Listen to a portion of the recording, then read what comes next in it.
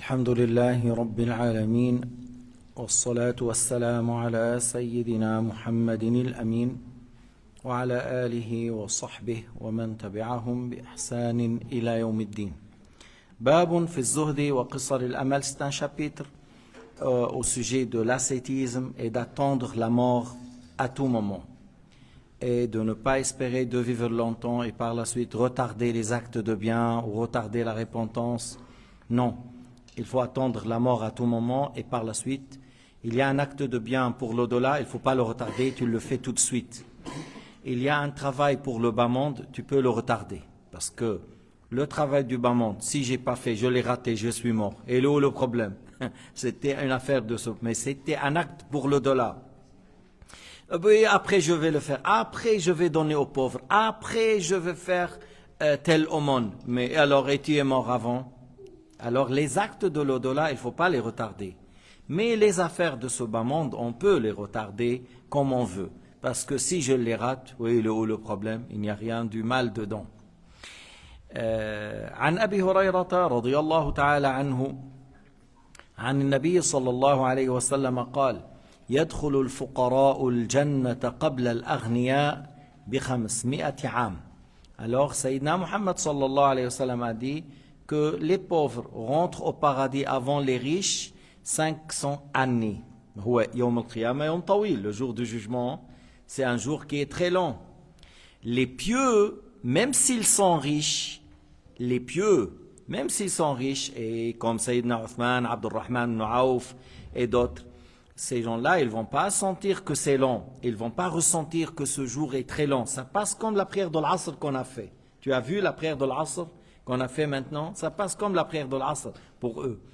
Mais en dehors de ça, en parlant, il y a des gens qui sont pieux et très pauvres. Et il y en a d'autres qui ont les moyens, tout ça. Les pauvres rentrent avant les autres. Ils rentrent au paradis avant les riches 500 années. وعن عمران بن الحصين. عمران بن الحصين من الصحابة الذين كانوا الملائكة تزوره.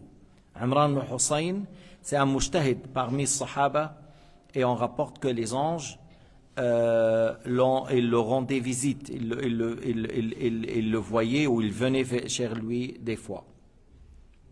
Il a rapporté que Sayyidina Muhammad sallallahu alayhi wa sallam a dit اطلعت في الجنة فرأيت أكثر أهلها الفقراء. Alors dans le hadith là de Imran al-Hussein qui a rapporté que Sayyidina Muhammad a dit, j'ai eu un regard vers le paradis et j'ai trouvé que la plupart des gens dans le paradis c'est les pauvres. Parce que souvent la pauvreté ça ramène du bien, ça te ramène à méditer, à patienter, à résister, à venir à la mosquée. Voilà. La richesse, il te rend distrait. Le fait d'avoir beaucoup de moyens. Alors tu vas voir Honolulu, tu vas voir Hawaï, tu vas voir, voilà, voyager. Lorsque tu voyages la dunya. Lorsque tu vois la dunya, tu es séduit par plusieurs choses. Ou des fois, ne serait-ce que tu as vu une belle femme. Des fois, il y a des gens qui mécroient à cause d'une femme. Il y avait quelqu'un qui a appris le Coran par cœur, il s'appelle Ibn Saqqa. Il a mécru à cause d'une femme. Il était dans la maison pour faire un débat. Lorsqu'il a vu la fille, voilà, je veux me marier.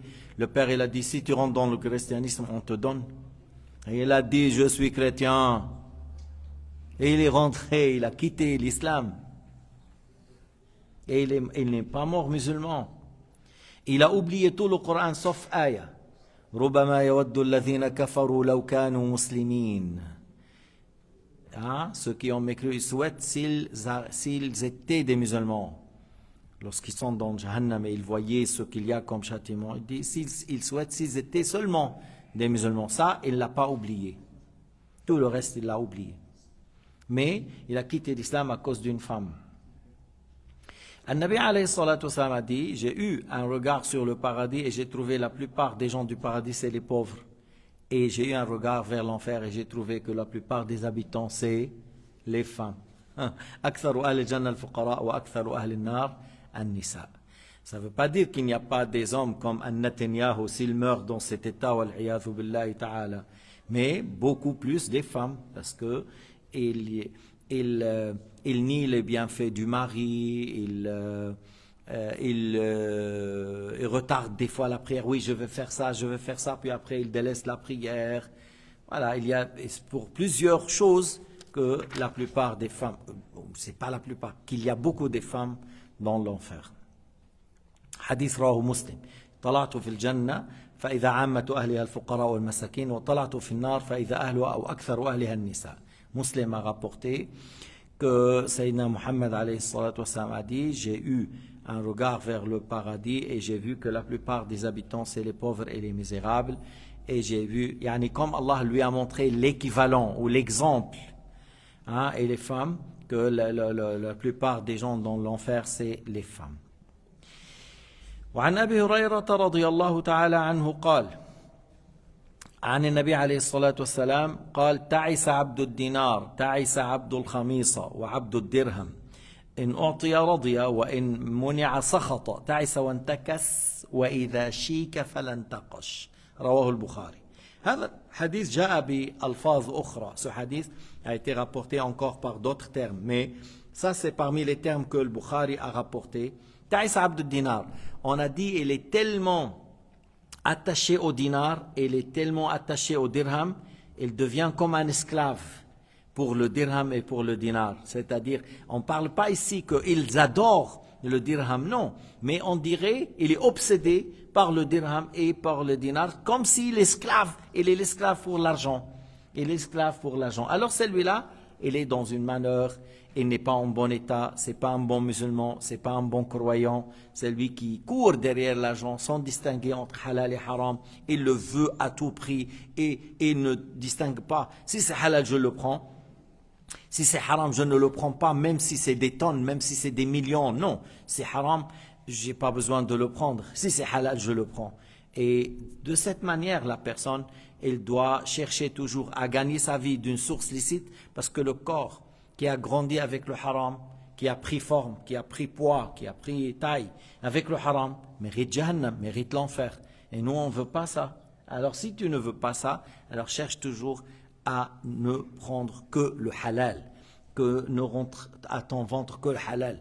Et parmi les grandes choses, et grâce à ces choses-là, que ton invocation est exaucée, c'est le fait de consommer le halal et de laisser les péchés. Si tu es quelqu'un qui vérifie, il ne mange que le halal, et il ne va pas dans les péchés, c'est là où ton invocation est exaucée. Et il a dit, et Abdul Khamisa. Al-Khamisa, c'est un habit, c'est un habit carré, comme celui-là qu'on met sur le corps.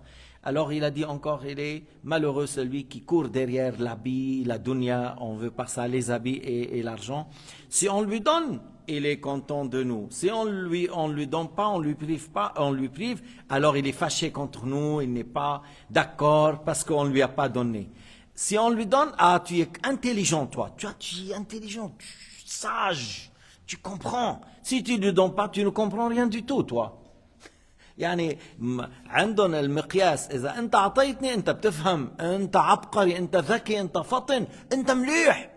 وإذا ما أعطيته أعطيت غيره لأن غيره أحوج منه، أنت ما بتفهم، أنت إنسان ما عندك إحساس، ما عندك كذا. بيطعنون إن أعطي رضي وإن منع سخط. Si on le prive, il est fâché, il n'est pas content. تعس وانتكس. الانتكاس هو إيش؟ الوقوع على الرأس. L'intikas, c'est le fait de tomber sur ta tête. Ta'isa wantakas, c'est-à-dire tu es en mauvais état et tu es comme celui qui est tombé sur sa tête. وإذا شيك فلانتقشت. ومعنى إذا شيك؟ إذا شيك يعني إذا دخلت شوكة. شيكة, c'est-à-dire s'il y a une épine qui rentre. والانتقاش هو إخراجها. الانتقاش, c'est le fait de se faire sortir cette épine qui est rentrée. وإذا شيك فلانتقشت, c'est-à-dire que il est dans cela, alors on n'arrive pas à le soigner, on n'arrive pas à débarrasser ça de lui. C'est pour dire qu'il est en mauvais état, il n'est pas en bon état, il est dans un mauvais état. وعن عبد الله وفي رواية أبي بدر قال عبد الله قال رسول الله صلى الله عليه وسلم لا تتخذوا الضيعة فترغبوا في الدنيا. هلأ الضيعة قد تكون بستان، قد تكون تجارة، قد تكون كذا. النبي يقول لا تتخذوا كثيرا من المتاع، البساتين والأشغال والأعمال وكذا، فترغبوا في الدنيا. Le prophète alayhi salatu wassalam, il a dit ne prenez pas الضيعة. الضيعة ça peut être, c'est-à-dire avoir des vergers, récolter, mettre des arbres. Maintenant, le fait de planter les arbres, c'est une bonne chose, parce que toi tu manges, les oiseaux mangent. Oui, mais le prophète, il voulait que ne prends pas une affaire, que ce soit commerciale ou autre, qui te rend distrait de la prière en groupe, le fait d'assister aux leçons, le fait de chercher le halal. Lorsque tu as des parents pauvres, lorsque tu as une épouse, lorsque tu as des enfants, c'est une obligation. Mais il ne faut pas que ces choses, ce travail, il ne faut pas qu'il te rende distrait, il te loin. Oh, tu es où? Ça fait 2 ans et demi, on ne t'a pas vu, tu es où? Oh, les affaires. Il y a quoi, les affaires? Ouais, les enfants, la famille. Ouf, 2 ans et demi, on ne t'a pas vu, ni vendredi, ni samedi, ni les prières de Subh, ni la Isha. Ni dans une leçon, ni dans une réunion. Tu fais quoi dans la vie? Ça, c'est pas bien. C'est ce que le prophète, alayhi salatu wassalam, il a dit, ne soyez pas distraits dans vos affaires, et puis après, vous aimiez la dunya. Parce que lorsque l'argent arrive, la bonne récolte arrive, après, les gens, ils sont distraits, ils focalisent sur ça, ils voient les choses, ça dans les rêves, ils ne parlent que de ça. Comment ça? Et tu ne parles. Ça, c'est un moyen pour que tu manges le halal, que tu dépenses dans le halal, que tu donnes l'aumône, que tu honores ta famille, que tu honores tes invités, que tu honores tes frères. À l'exemple d'Abdullah ibn al-Mubarak, Mujtahid, c'est un grand savant comme l'imam Shafi'i, Malik, Ahmed, Abdullah ibn al-Mubarak, un grand Mujtahid. Il priait dans la nuit, il jeûnait dans la journée, il sortait fi sabilillah, il faisait les livres, et il avait des grands commerces. Et les gens, ceux qui travaillent pour lui, tout ça, après, ils mettaient l'or dans des sacs à tel endroit, à tel pays, à telle ville, à tel. Ils donnent aux savants, ils donnent aux pauvres, ils donnent aux misérables. Alors, ils utilisent ça que pour la religion, que pour la da'wah. Le fait d'avoir ça, c'était pas quelque chose que lui, il l'a rendu distrait, mais il l'a utilisé dans le bien, à tel point que Al-Fudayl ibn Iyad, il a dit, Ibn al-Mubarak, oh Ibn al-Mubarak, tu nous ordonnes l'ascétisme, de se contenter de peu, comme le fait de manger du pain avec un peu du sel, et de se satisfaire encore avec un peu d'habits, le minimum. Mais on te voit, tu ramènes les marchandises depuis Khorasan vers l'Iran, et tu le vends dans la Mecque, al-Balad al-Haram. Comment ça, et tu nous ordonnes l'encontre de ça? Comment ça, tu nous ordonnes l'ascétisme, tout ça, et toi tu fais le commerce depuis Khorasan, à la Mecque, les caravanes. Il lui a dit, Ya Aba Ali, Al-Fudayl, il avait un fils comme lui, comme Al-Fudayl, très pieux, il s'appelle Ali. Il lui a dit, Ya Aba Ali, أنا أفعل هذا لأصون بها نفسي وأكرم بها عرضي وأستعين بها على طاعة ربي. Il a dit, moi je le fais parce que j'arrive pas à demander aux gens, pour je me préserve moi-même et pour honorer ma famille, parce que j'ai une famille, je dois encore leur donner leur subsistance, et je prends tout ça dans le soutien de ma religion. J'utilise dans à chaque fois qu'il y a un droit, je cours pour le faire. Alors il a dit, Fudayl, ma ahsana dha in tamma dha. Fudayl a dit, ah, comme c'est beau ce que tu as fait, si tu as réalisé, si tu fais comme ce que tu as dit. Si tu fais ce que tu as dit, alors c'est très beau. Et la réalité de Mubarak était comme ça.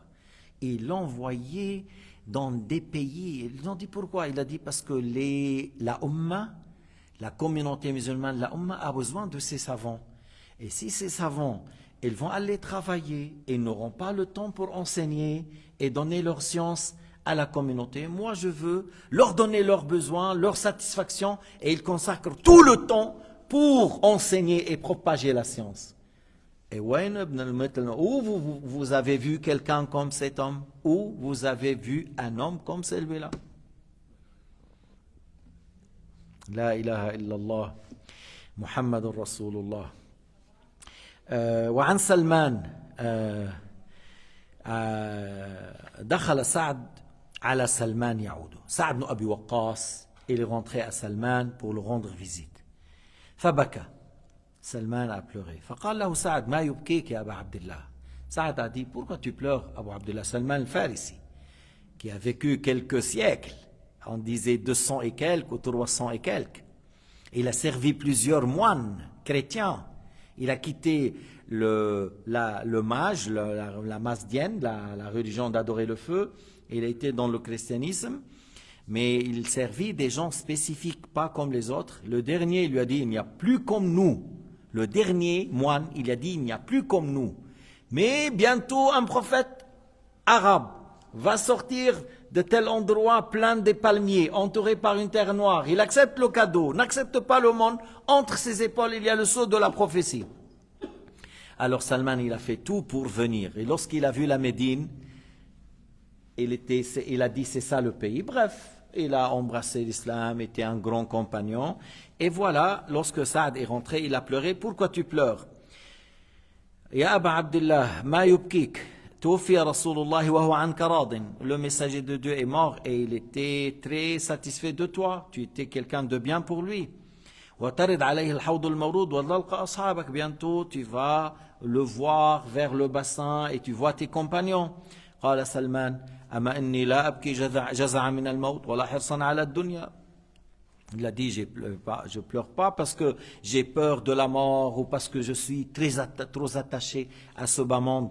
ولكن رسول الله عهد إلينا عهدا. Le prophète nous a demandé un certain pacte. فقال ليكن بغلغة أحدكم من الدنيا مثل زاد الراكب. Il a dit que l'un de vous, qu'il prend du bas monde comme celui qui voyage. Lorsque tu voyages, il y a certaines, aujourd'hui, il y a certains, ils ne te donnent pas 20 kilos, bagage à main. Alors tu mets le nécessaire, tu vois. Et si tu es sur une monture, si tu es sur le mulet, tu prends quoi avec toi? Tu mets quelque chose, un peu d'eau, un peu de nourriture, quelque chose de peu. Et il a dit que l'un de vous ne prenne du bas monde que ce qu'il a besoin comme un voyageur, comme ce qu'il prend le voyageur. Et autour de moi, regarde qu'est-ce qu'il y a autour de moi. Il dit, Salman, il pleure, regarde.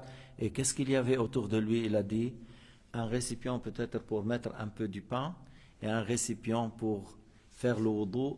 Il a dit, regarde qu'est-ce qu'il y a autour de moi. Alors si maintenant Salman, il vient dans nos maisons, on ouvre les armoires, il n'y a pas de place pour les souliers. Il n'y a pas de place pour les chemises. Il n'y a pas de place pour les pantalons. Alors regarde, il pleure parce qu'il a dit, j'ai beaucoup de choses autour de moi. Il y avait un truc pour mettre du pain ou une place pour faire le wudu. Et la même chose, Abu Ubaïda ibn al-Jarrah était amir sur le Sham et il y avait la même chose chez lui. Bref, c'est des gens qui ont pris la parole et le conseil du prophète Mohammed alayhi salatu wassalam en considération et ils ont eu peur. Peut-être on a pris un peu plus de la dunya, ils ont eu peur d'avoir un peu plus, malgré que c'est pas haram. Mais le prophète leur a conseillé que si tu pratiques l'ascétisme, Allah t'agrée. Izhad fi dunya yuhibbak Allah. Pratique l'ascétisme, tu sois agréé par Allah. Izhad fi ma 'inda an-nas, pratique l'ascétisme à ce que les gens possèdent. Tu demandes rien chez les gens. À peine tu acceptes un petit thé. Ils sont tous contents de toi. Mais une fois que tu veux ce qui est là comme argent, tu veux ce qui est là comme habit, tu veux, alors les gens, ils s'éloignent de toi. Izhad fi dunya yuhibbak Allah.